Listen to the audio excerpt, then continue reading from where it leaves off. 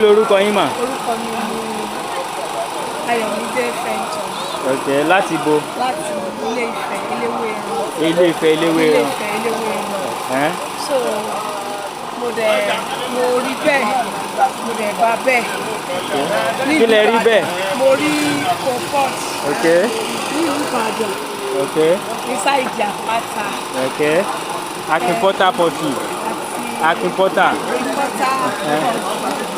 So, wọ́n dẹ̀ ṣe mí dáadáa, wọ́n ṣe nọ́mà.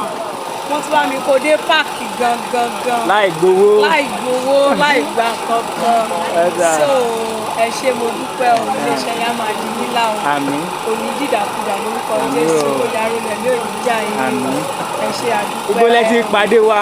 Níbi tí mo ti pàdé, mo pàdé yín online. Ní online bó ń bẹ̀?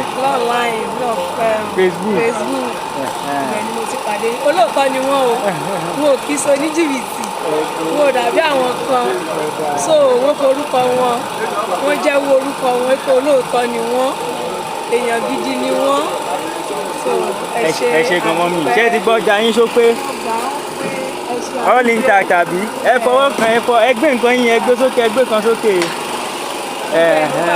Ló wà òkè. Abayín di dáadáa.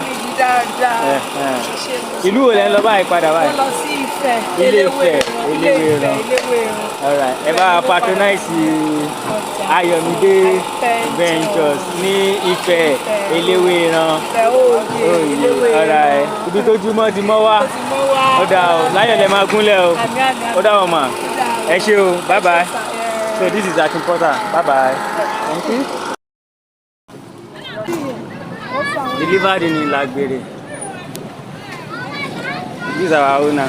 Ṣé ti gbọ́jà yín Lágbèrè? Mo ti bẹ́ẹ̀. Níbo la wà yìí? Ẹ bá a sọ fún wa. Ìlódé la wà nílé Ifẹ̀ ní Lágbèrè. So lélẹ́yìn o, this is Afoda variety store. So is it complete? It's complete. Thank you, Akinpotter. Yeah. Thank you.